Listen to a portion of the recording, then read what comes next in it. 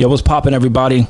The Wrestling Takeover podcast, WWE Casual Conversation, talking about the state of the WWE number 10.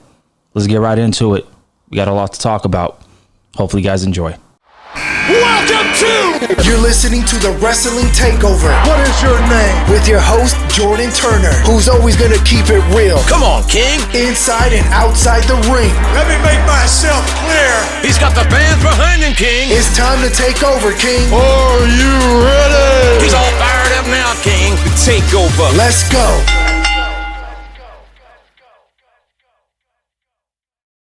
Man, y'all know what it is. Y'all know the fucking vibes. Let's get it going, man. Thank you, everybody, for joining me right here on the Wrestling Takeover podcast, the most creative and honest podcast in the wrestling space. Your new home for bold takes, real talk, and most importantly, a creative perspective.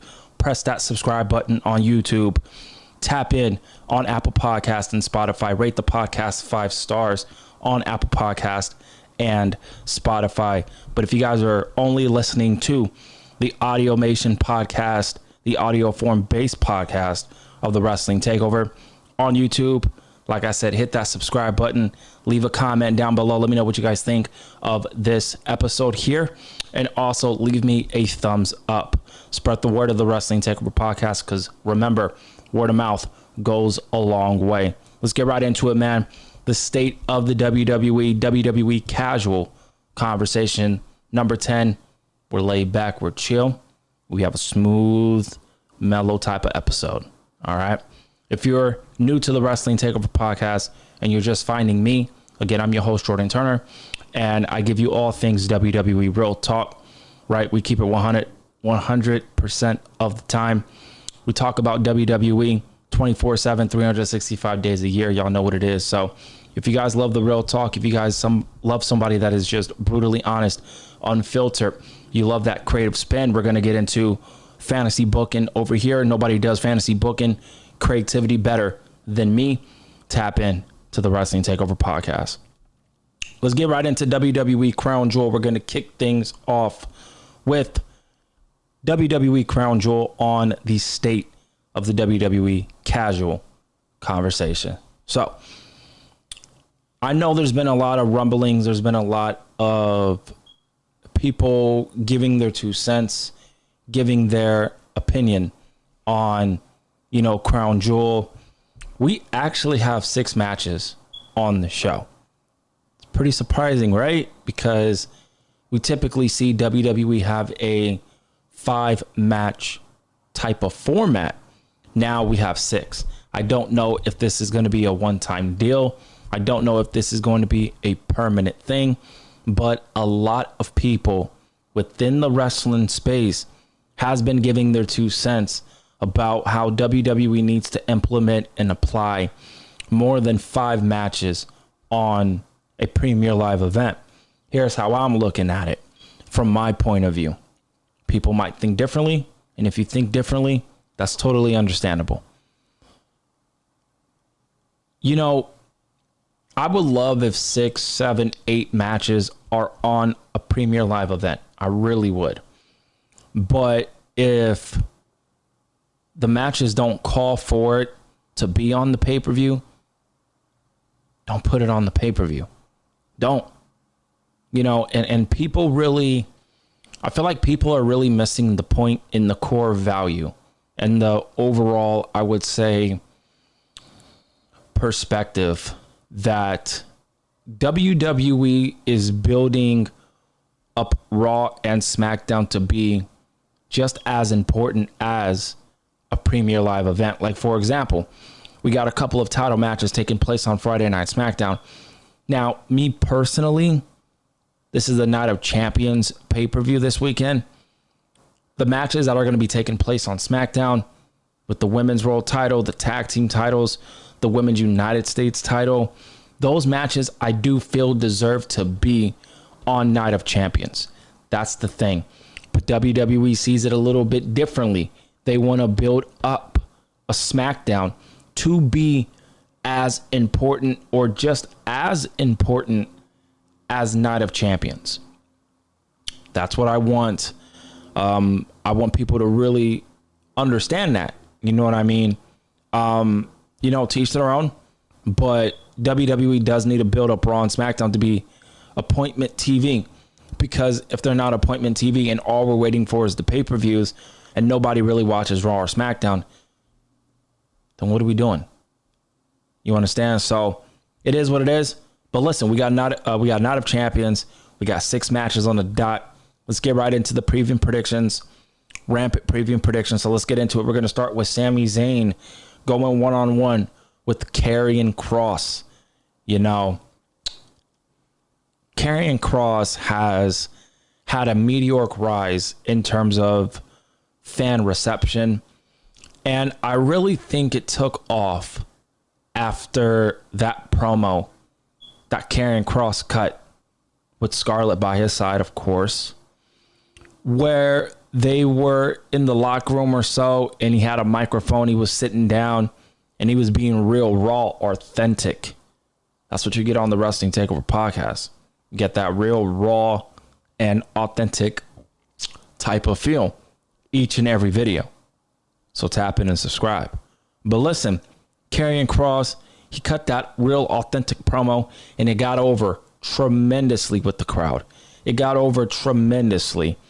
And he's been feuding with Sami Zayn for quite some time now. And people were justifiably complaining that, why the fuck is Karrion Kross doing promos backstage every week? Why isn't this man going to wrestle? What's going on? Right? And I love that he's gotten over organically.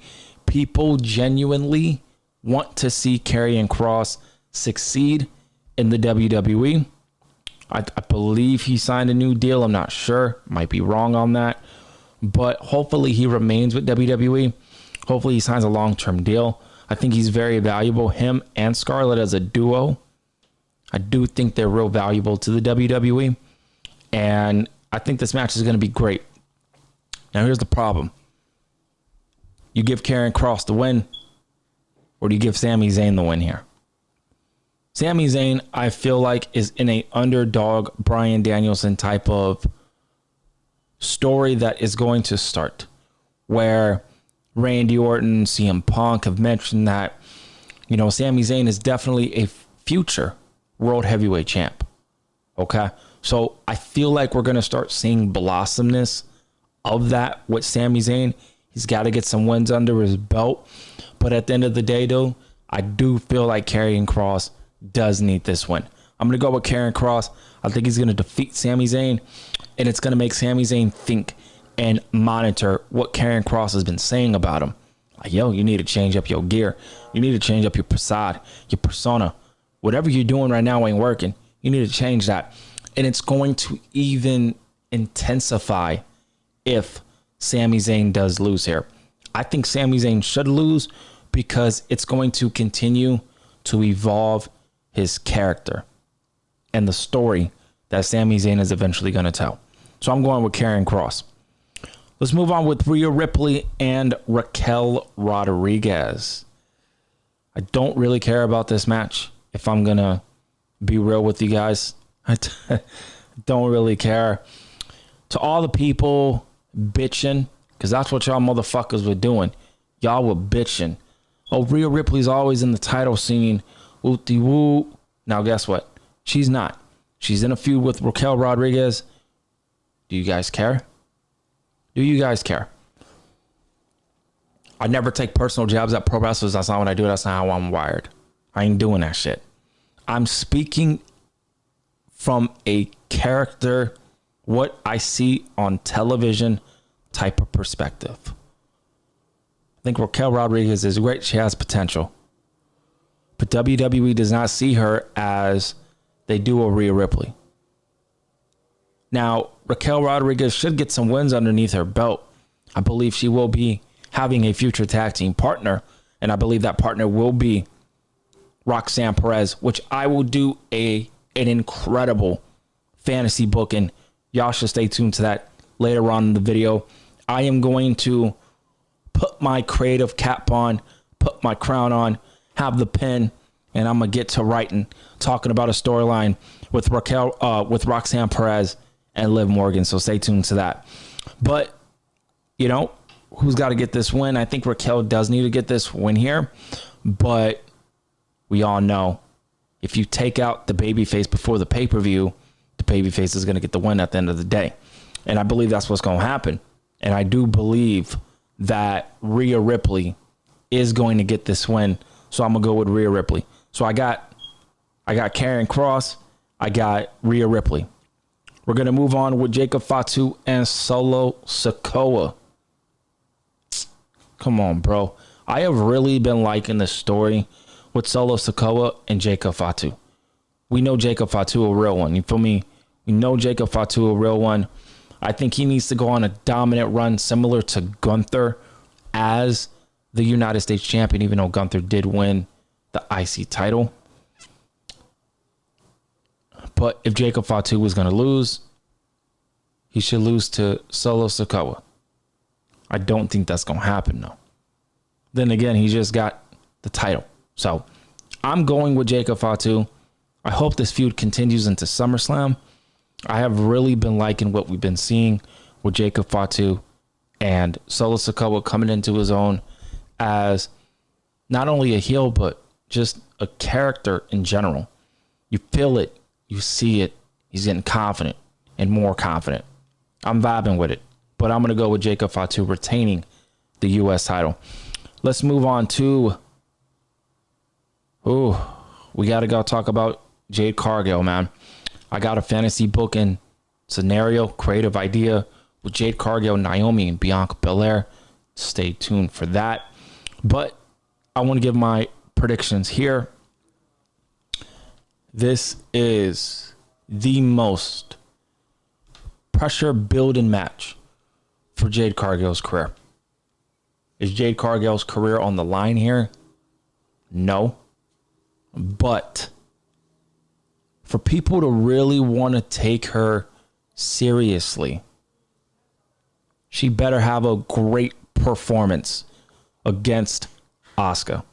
She's got to have a killer performance against Asuka. Win or lose, me personally, I don't give a fuck about the win or the loss. I'm focused on the performance that Jade Cargill has to get to Asuka. This is Asuka we talking about. You feel me? This is fucking Asuka. Okay? The winner of this match gets to challenge the world championship of their respective brands. Jade Cargill's on SmackDown. Asuka's on Raw. You're looking at it. Asuka, Io. Jade Cargill, Tiffany Stratton. Now, right off the bat, I'm going to just say it right now. I think we're going to get Asuka and Io regardless. I do think we're going to get that match. And I do think we're going to get something with Tiffany Stratton and Jade Cargill. So I don't want to make it seem, the winner doesn't really matter. That's not what I'm trying to say. But Tiffany Stratton and Jade Cargill got history. Asuka and Io. Come on, man. That's well documented. This is a tough one. This match right here is real tough to call. But I'm going to go with Asuka. I think Asuka gets the win here. And I think we're going to get Asuka and Io at SummerSlam for the women's world title. Come on, bro. That shit finna be fire. Asuka, Io, SummerSlam, world title on the line. If they come up, this is the fucking problem with the WWE, man. You know, Io has not really had a great reign with the world title. I have a problem with that. I think Io was the best wrestler on the fucking planet, with Mercedes Moné coming in at a strong second. I could flip-flop Mercedes Moné and Io. It don't matter. They're both incredible performers. But Io's reign as women's world champ, I haven't been really liking it. I've been kind of taking offense with the way she's been booked. Io's one of the best in the world, the best in the world. People love Io Sky, and it's so great that Io is finally getting the flowers that she deserves, yo. We get Asuka, Io, or we get Jade Cargill, Tiffany Stratton. Like I said, though, it don't matter. I think we're going to get both of those regardless. But if I had to choose right off the bat, I'm going with Asuka. But I am looking for Jade Cargill to have a killer performance. I'm talking Cleveland Cavalier, Golden State Cavalier down 3-1 in the series. They come back, they win the chip. I'm looking for that with Jade Cargill. She needs to have a killer performance, man, because I'm going to move on in a second, but I got to keep it real, man. I really got to keep it real. If I don't keep it real, man, y'all would see right through me. All right? I love Jade Cargill. Jade Cargill has so much potential, but her in-ring presence, I said it on Monday Night Raw on the post show last night. Tune in, subscribe, check it out. I talked about it last night on Monday Night Raw, but Jade Cargill, she needs to get better with her. I use the court awareness NBA type of style of talk, type of lingo. You feel me? If you know, you know. But Jade Cargill really needs that wrestling awareness in the ring. She's lacking it tremendously. Tremendously. This is a big test for Jade Cargill. I want nothing but the world for Jade Cargill, man. I really do. Love Jade Cargill. I'm a supporter. I'm going to fucking support this girl. But I got to keep it real, right? This is pressure. Pressure breaks pipes in this world, bro. Or the pipes going to break on Jade Cargill, or Jade Cargill going to go in there and break them fucking pipes herself. We going to see. I'm going with Asuka, though. Let's go Randy Orton, Cody Rhodes, man. WWE. Come on, bro. You know, WWE, man, you know, they get something big and they don't really book it correctly. Why the fuck are we getting Cody Rhodes and Randy Orton like this? I'm not mad that we're getting it. I'm mad the way that we're getting it. That's two different things. I am upset with the way we're getting this match.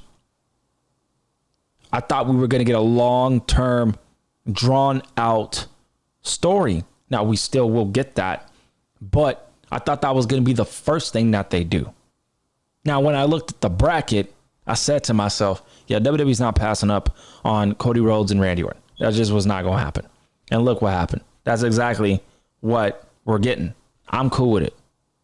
I just don't like that their first match and their first encounter is going to happen like this with no real story arc attached to it. But it is what it is.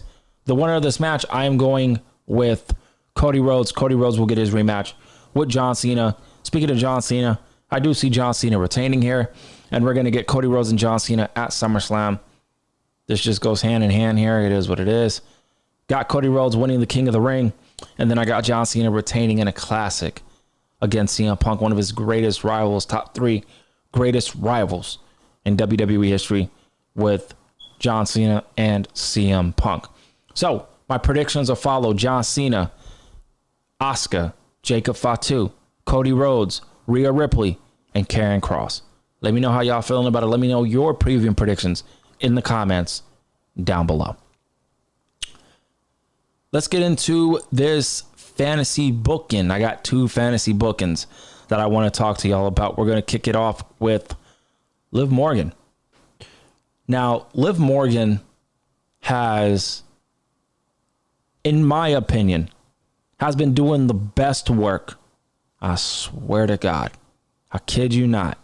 She has been doing the best work throughout her career. The best work. The best work throughout her career. Liv Morgan. And it really sucked that she got hurt. But as a creative mind like myself, I'm too creative not to think and not to come up with scenarios after scenarios involving Liv Morgan and this situation.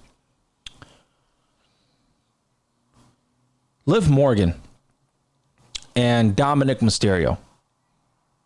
We now got Roxanne Perez sliding right into that spot with Liv Morgan. Liv Morgan's now out. She was partnering up with Dominic Mysterio. Now it's Roxanne Perez's turn. Roxanne Perez is going to continue to get close and close with Dominic Mysterio. I believe Roxanne Perez will be the partner with Raquel Rodriguez, and they are both going to remain women's tag team champions. For me, I would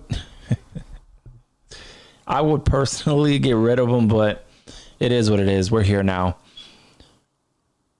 Roxanne Perez is going to get close to Finn Balor, JD McDuff, the whole Judgment Day. Raquel Rodriguez is actually going to love Roxanne Perez. You feel me? Liv Morgan, her story arc is perfect. And you know the best thing about it? It's simple. It's simple. Liv Morgan's going to feel like she lost everything. Liv Morgan's going to feel like, yo, this bitch just jumped right into the group. Y'all love her, and she's taking my spot. That's my spot. That is my spot in the Judgment Day. Finn Balor and JD McDonough and all of them are going to love Roxanne Perez. Roxanne Perez is going to continue to build a lot of momentum for herself. And then we get to the Royal Rumble. The jealousy, the envy, seeing Dominic Mysterio and Roxanne Perez all lovey-dovey with the pictures and the videos and stuff that Liv Morgan and Dominic Mysterio did. Liv Morgan is getting replaced with Roxanne Perez. Roxanne Perez is going to do all that Liv Morgan did with Dominic Mysterio. You following me? So, we're going to get all of that stuff. She's going to win the tag team titles. Roxanne Perez, she's going to have a killer, run. And her and Judgment Day is going to click. It's going to click like that. Dominic Mysterio is going to be in infatuation with Roxanne Perez. Speaking of Dominic Mysterio, this nigga lucky as hell, bro. Like, no cap. This nigga lucky as hell, bro. He went from Rhea Ripley to Liv Morgan, now Roxanne Perez. This is on some Tariq St. Patrick, Power Book 2 Ghost type of shit. If you know and you watch that show, you know what I'm talking about. Effie, Diana, Anya Covington. Come on, bro. Dominic Mysterio is on some Tariq St. Patrick type of run right now. It's crazy. Shout out to Dominic Mysterio, man. But it's not that serious, y'all. But we're going to get all of that. And we're going to get the Royal Rumble. I don't know who the favorite is. I don't know who's going to potentially win it. But there's a couple names that I'm thinking of personally. I'm thinking of 3 names. 2 of them go inside together. The third one being Stephanie Vaquer, being a potential favorite to win the Rumble next year. But there's 2 other names that really need to be in contention, Roxanne Perez and Liv Morgan. And if they do exactly what I think they could potentially do here, those are 2 winners right there. Roxanne Perez, she's going to be a potential favorite, heavy favorite. Liv Morgan returns in the Women's Royal Rumble. And we get an interaction between Roxanne Perez and Liv Morgan. Liv Morgan is a potential candidate to win the Women's Royal Rumble. Liv Morgan has been doing the best work of her entire WWE career. And I'm standing on that. She's been doing the best work of her career. What if we take all of this into the Women's Royal Rumble and Roxanne Perez and Liv Morgan, a potential final 2 in the Rumble, and Liv wins the Royal Rumble? I think the winners could potentially be Liv Morgan, Roxanne Perez, Stephanie Vaquer. Those are the 3 that I could see winning next year's Royal Rumble. Let me know in the comments what you guys think of that storyline between Liv Morgan and Roxanne Perez, and it will eventually lead to a WrestleMania one-on-one match. Maybe Roxanne Perez grabs the the women's IC title, and we get Liv Morgan and Roxanne Perez one-on-one for the women's IC title. It's perfect. Finn Balor talking to Roxanne Perez, we need to give you some gold. Man, fuck the tag team titles. Fuck all of that. But it does make sense with the storyline with Liv Morgan. But fuck that. Have Roxanne Perez win the women's IC title. Liv Morgan come in being jealous that Roxanne Perez is gifted a title and all of that other stuff with Dominic Mysterio. And she gets her revenge on Roxanne Perez at WrestleMania in a one-on-one match. Maybe for the women's IC title, maybe for the world title. Who knows? But let me know what y'all think down below with that storyline regarding Liv Morgan, Roxanne Perez, and the rest of the Judgment Day. Roman Reigns. Let's talk about Roman Reigns. Where is Roman Reigns? What's Roman Reigns doing? When will Roman Reigns come back? What is Roman Reigns going to do when he comes back? Do people miss Roman Reigns? I do. I miss Roman Reigns. Tribal chief, head of the table. Put the ones up. The funny thing is, though, I don't know what he could do when he comes back besides go right with Jacob Fatu, Solo Sikoa, and the rest of the bloodline. That's got to be the only thing that I can see Roman Reigns doing, unless he does something with CM Punk or Cody Rhodes, but Cody Rhodes is with John Cena. But CM Punk and Seth Rollins, I can see him getting involved with that. Outside of that, the bloodline stuff, those are the only things that I could see Roman Reigns do. Roman Reigns has been certainly missed, but I just wanted to come up here and talk about scenarios for Roman Reigns. Those are two right there. CM Punk, Seth Rollins, or the bloodline with Jacob Fatu and Solo Sikoa, with the Usos potentially coming back together. Who knows? We'll see. Maybe Roman Reigns wants to try to get the family back together. We're going to wait and see. We'll see what happens with it. But Roman Reigns, where he at? I don't know. But we got to come up with something for Roman Reigns to do at SummerSlam. The thing is, what is he going to do? That's the question. What is he going to do at SummerSlam? Maybe he goes after the United States title with Solo Sikoa and Jacob Fatu. Maybe. That's something that people aren't talking about. Got to bring that up. Got to bring that up. By the way, I think Roman Reigns is the top contender to win the 2026 Men's Royal Rumble. I'm just going to throw that out there. But let's continue on. I want to talk about the ideal story with Bianca Belair, Jade Cargill, and Naomi. Jade Cargill, she will be in the finals of the Queen of the Ring tournament, going one-on-one with Asuka. I pray to God that match is good. Tell you right now, I pray to God that match is fucking good. But what if we see something crazy happen to where we could potentially see Bianca Belair costing Jade Cargill the match this Saturday? It's a possibility. It's a possibility, man. Naomi is women's Money in the Bank, though. And this is where I wanted to go. Jade Cargill beats Asuka. She gets a SummerSlam match with Io Sky. She beats Io Sky. I know that sounds insane. But what if she beats Io Sky for the women's world title and Naomi comes in and fucks it all up? What if she fucks it all up? Right? Or, I don't know if the winner of this has to challenge for their respective titles. I don't know if that would make sense. So, scratch what I just said. What if, take that and switch Io for Tiffany Stratton. That's what I meant to say. Switch Io for Tiffany Stratton. What if we get all of that happening that I just said, all of that happening that I just repeated, but like I said, flip Tiffany Stratton or flip Io for Tiffany Stratton.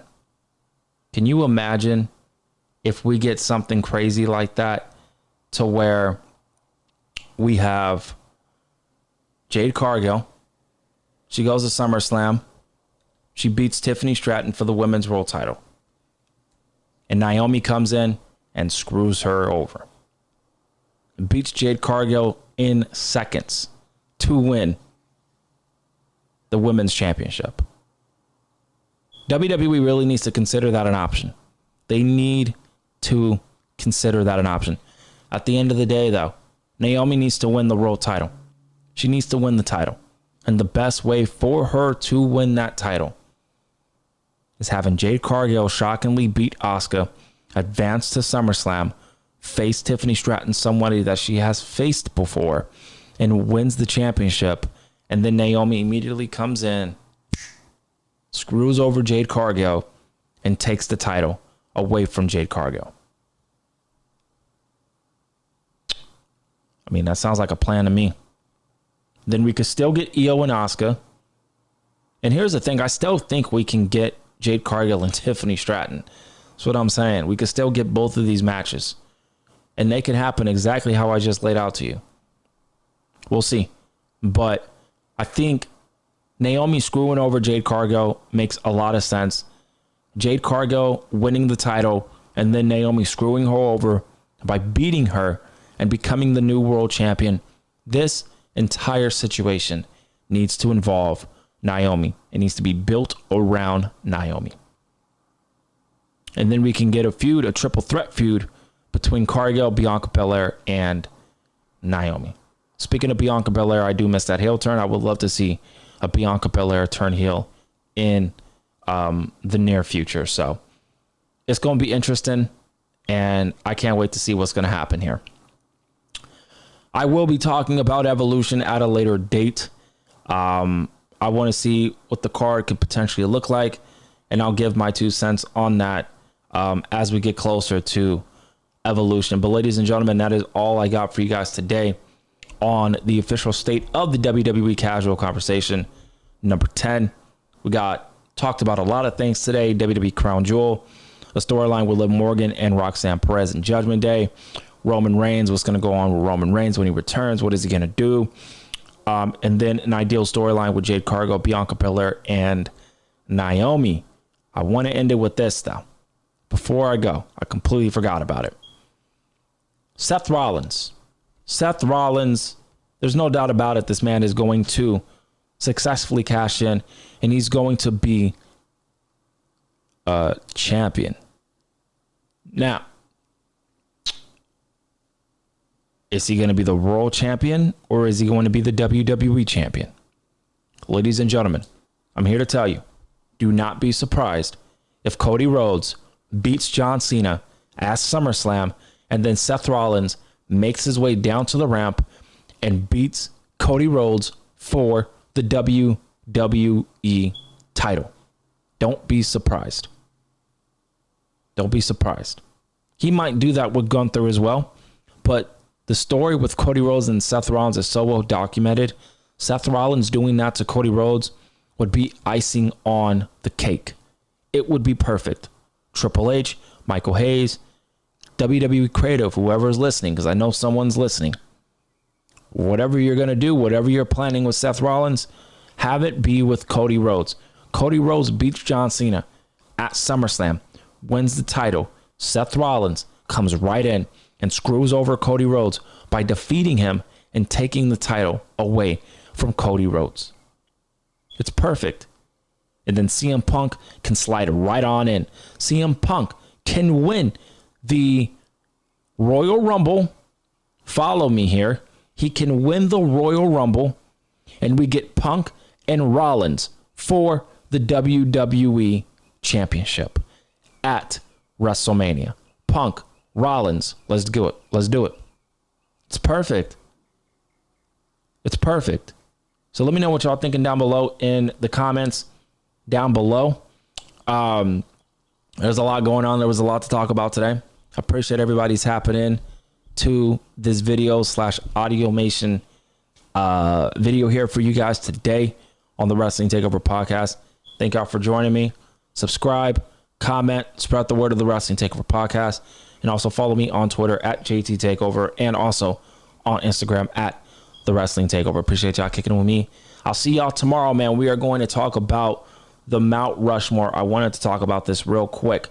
I have two that I'm going to be doing. We're going to do one tomorrow, and we're going to do the other one on Thursday. Tomorrow, we are going to be talking about the WWE GOATs. This is pro wrestling. The pro wrestling GOATs in the ring. All right? We're going to talk about the male edition. I already got my honorable mentions here. I got my top four. It's going to be controversial, but hopefully you guys enjoy that audio discussion. And then on Thursday, we're going to be talking about the females as well. This is inside the ring. This isn't the whole package. This is only the GOATs of WWE inside the square circle. So tomorrow, look out for the men's edition. And then on Thursday, look out for the female edition. I told y'all, rampant content coming up for y'all, rampant videos. So tap in, support the Wrestling Takeover podcast. And I'll see y'all tomorrow for another great audio visual conversation. See y'all later.